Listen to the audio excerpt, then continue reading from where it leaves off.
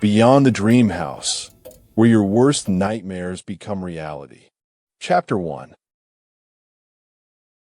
A New Beginning.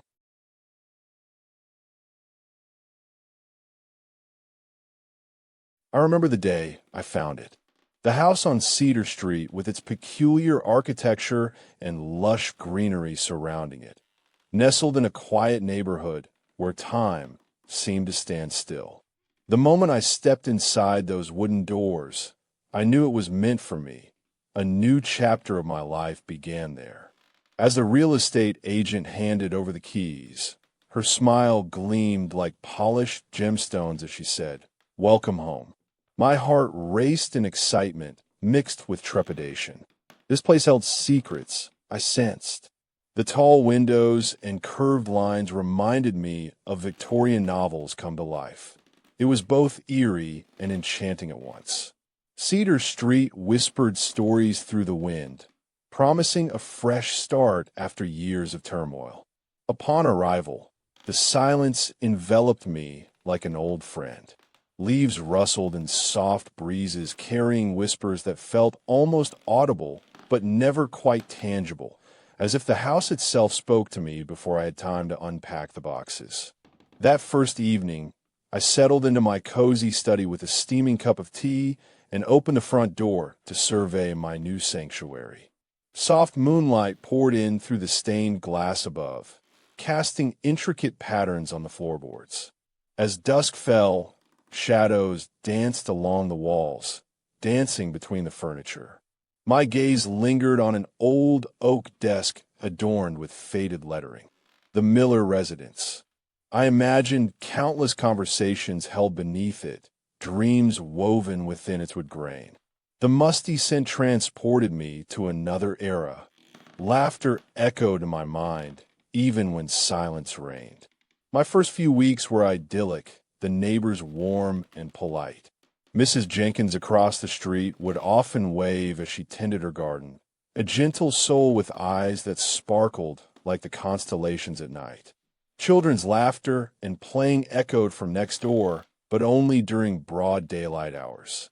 The evenings brought crickets and an occasional bark of dogs in the distance. Yet something was amiss. The stillness. Nights are my realm now, most nights at least. I grew accustomed to their hush until the first night of whispers awakened me. Shuffling footsteps in the hallway outside my bedroom door at 3 a.m., like the house itself tried to draw attention to its presence. Curiosity fueled my slumberless moments. Sleep was elusive, as if Cedar Street wanted me awake to witness the show it had prepared for me. I ventured out into the vast attic one fateful morning, cobwebs clinging to forgotten trunks and old photographs. In a corner, I unearthed an envelope, yellowed and frayed, tucked away by what seemed like hands that hadn't been human in decades. Inside was a journal penned by someone named Henry Miller, the original occupant. His entries spoke of an eerie presence, shadows he couldn't see but felt with every fiber of his being. A sketch caught my breath, a woman with almond eyes and skin as pale as moonlight. That night, I heard her. Her ethereal voice whispered in my dreams. Lila. The name jolted me awake, leaving my heart pounding. Was she a specter? Every window was closed. How did she enter? My first thought was to dismiss it as exhaustion, but the next morning's journal revealed more. Henry spoke of a girl named Lila with eyes like an owl's and skin that glistened in moonlight. Unnerved, I scoured for any mention of Cedar Street within its pages, only finding echoes of fear and the phrase in her presence repeatedly, as if this strange being was tied to both our fates. The journal became my companion as the eerie events intensified. I awoke drenched in sweat after another night of whispers, and then there were marks on my arm, clawed out like scratches resembling talons. Each day blended into one. Henry's experiences paralleled mine with an unsettling precision that made my skin crawl. Evelyn appeared in my dreams, her voice an icy whisper amidst the shadows cast by sash windows that seemed to change shape at dusk and dawn. I'd wake up feeling bruised from unseen claws. Journal entries spoke of a child's laughter, the same laughter I heard from upstairs during the day. As sun dipped beneath the horizon, casting long shadows across walls, my home transformed. The once comforting space grew menacing. Shadows pulsed like life under the doorframe of Evelyn's room, beckoning me to explore. That night, as moonlight poured in through stained glass panels, I crept up the creaking staircase, the air thick with an unspoken presence. In Evelyn's chamber, a faint, childlike giggle met my ears, and I dared not breathe. A small, ornate chest rested beneath her bed, adorned with an intricate lock. Henry's journal spoke of this chest, his most guarded secret.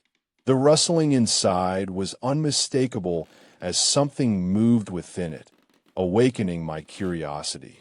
My fingers trembled as the iron clasp gave way to dust and forgotten memories.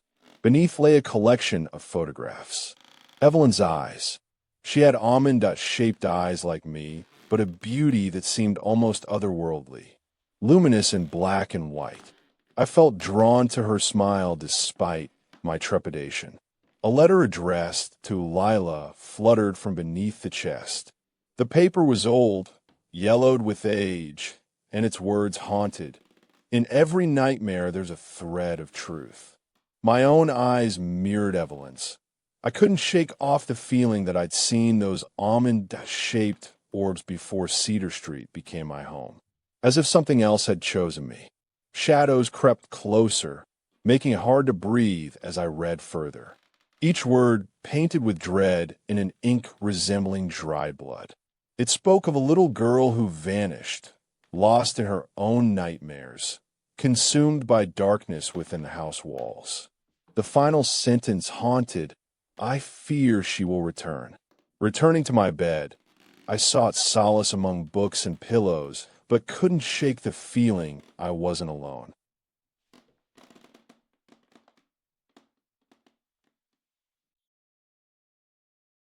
Chapter 2. Whispers in the Walls.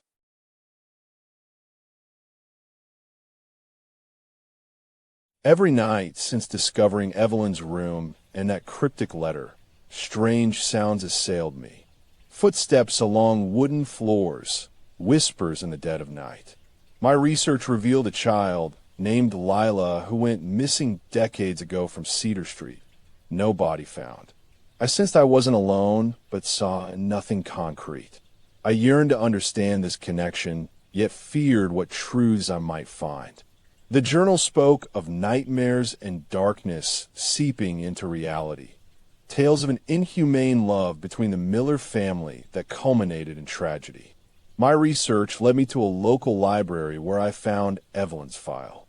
Pictures of a little girl with eyes like my own, lost during her mother's dark obsessions.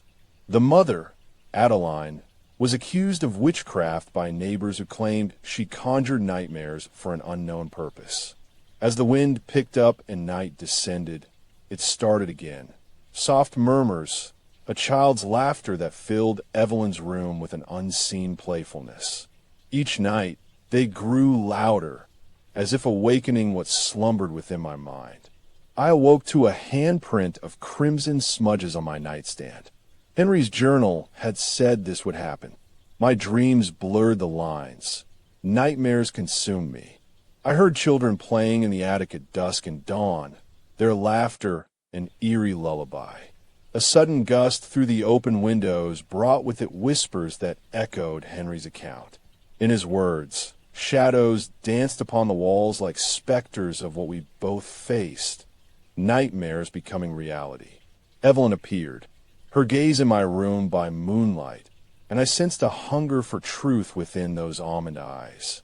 In daylight, her presence vanished. At night, she emerged from darkness. The scratches became more prominent, as if claws ripped through fabric. It was then I saw it. Evelyn's face amidst Evelyn's sketchbook pages, bleeding into the walls with every scream in my dreams. Henry spoke of the collector, someone who fed on nightmares to live eternally. A chill traversed my spine. Darkness seeped from the pages into reality. My hands were no longer my own when I awoke. Talons clawed at skin that felt alive, leaving scars that resembled claws. Each day, the child's laughter faded while night drew near. Evelyn materialized before me, leading me to Henry's room where a chest waited, as if drawn by an unseen force. I opened it and found photographs of people who'd vanished in Cedar Street's past. Eyes like mine in each picture, they stared back as if alive. Shadows grew longer with every passing night, a manifestation of the nightmares we dared speak of. Henry's final entry spoke of a collector, a man who stole souls from darkness to live on while his was consumed by his own making. I heard my name more than ever before. Evelyn called out in her ethereal voice, drawing closer. Shadows moved with an intelligence that made my blood curdle.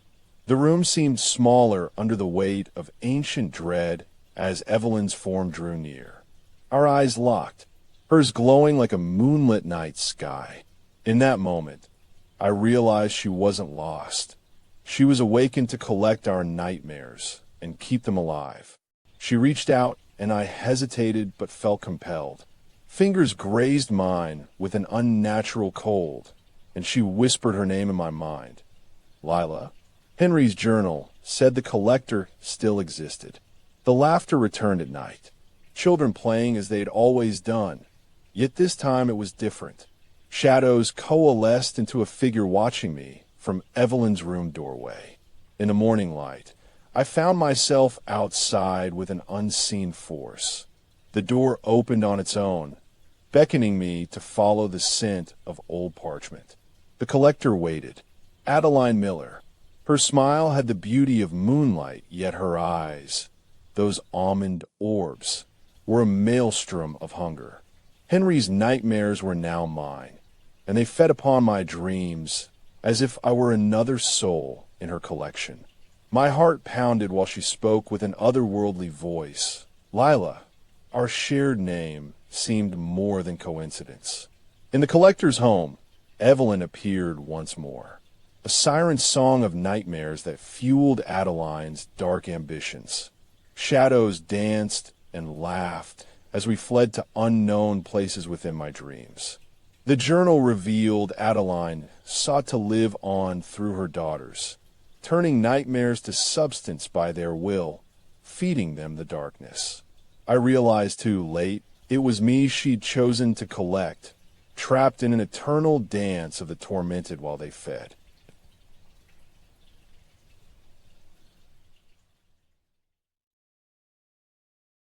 Chapter 3. The Final Goodbye.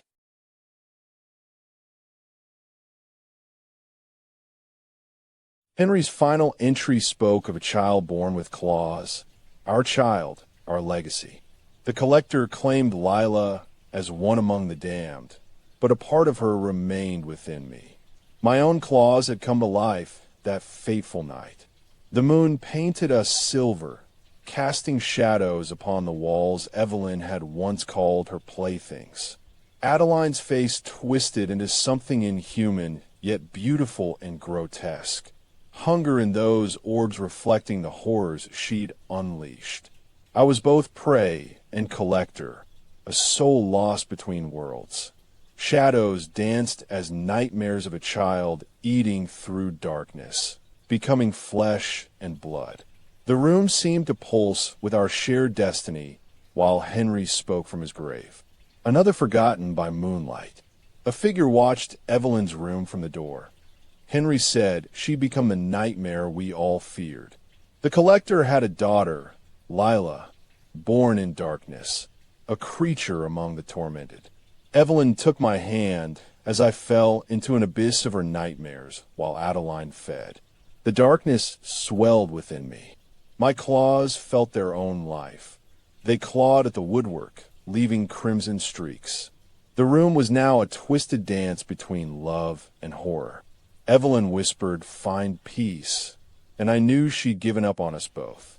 Trapped souls in this eternal dance of feeding darkness. The collector's legacy continued.